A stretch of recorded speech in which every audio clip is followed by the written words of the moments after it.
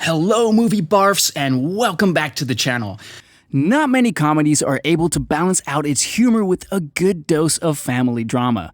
The movie Mrs. Doubtfire is one rare exception.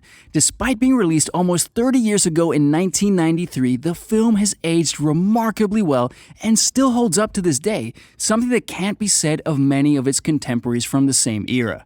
From its premise, it would seem at face value that the film is just a comedy based on cross-dressing, and it is definitely indeed that, but it presents many underlying complex themes as well.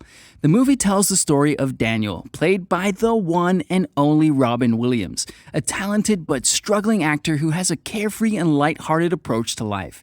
He's somewhat like a live version of Baloo from The Jungle Book. He's married to Miranda, Sally Field's character, who is a successful but distant businesswoman who's the main breadwinner of the house.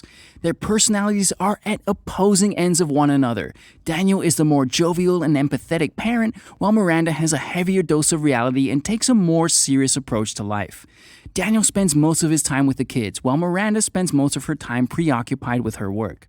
Their personality clash comes to a head when one day Daniel quits his job over an ethical dispute with his bosses and turns the house upside down for their son's birthday party.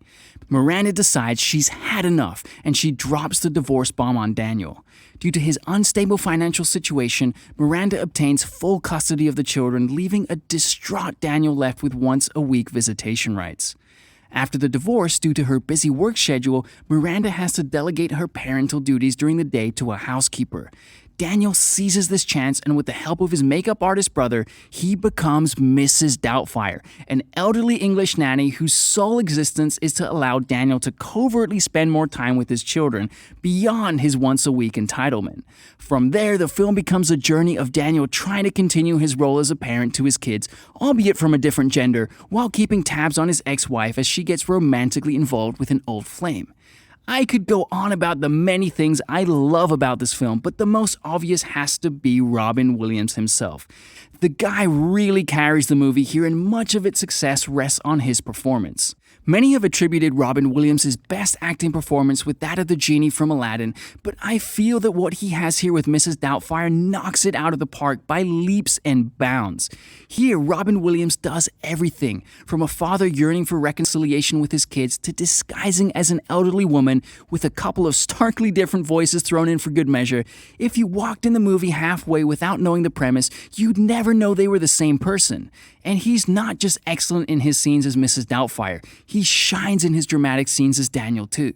Which brings me to another highlight of the movie, its themes of family and parental drama. The movie begins with the notion of divorce, and it's a sobering truth that oftentimes marriages fall apart due to the parties outgrowing each other. While Miranda may have fallen in love with Daniel's humorous and carefree nature, she realizes that those may not be the best attributes for raising a family.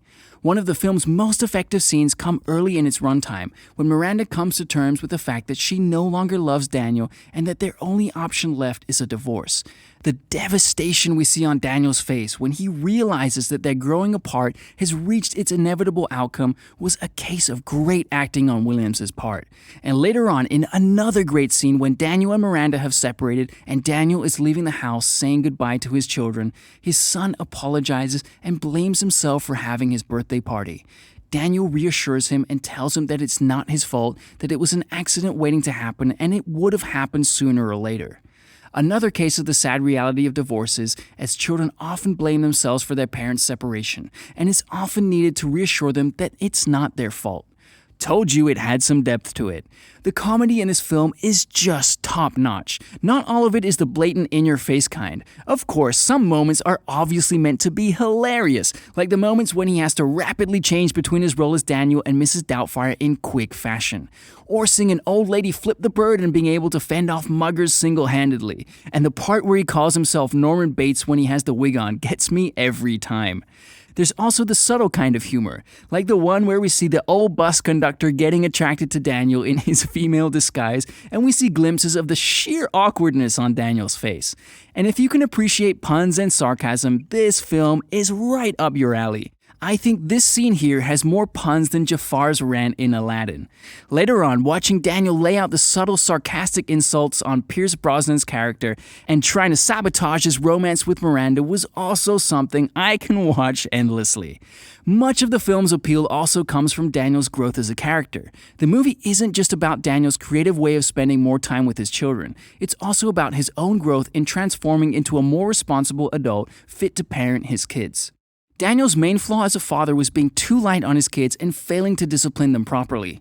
Ironically, it's only when he takes on a feminine personality that he becomes more of a disciplinary father figure in their lives. And not only that, he learns to appreciate the quirks and habits of his ex-wife, the little things he used to take for granted when they were together, and develops a closer bond than when they were married. Overall, Mrs. Doubtfire was a great comedy and probably an even better family drama.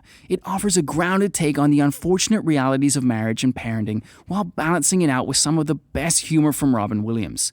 The ending of the film is conveniently wrapped up, but not exactly the happiest, and it does end on a hopeful, positive note that leaves you satisfied. It's an enjoyable comedy that you can just sit back to for some good laughs while at the same time appreciating the deeper family themes it explores. I'd say this is my favorite Robin Williams movie, and if you're looking for some of his best work and a straight-up entertaining movie, look no further than this one. Thanks for watching, folks. Subscribe if you're new, and I'll see you in the next one.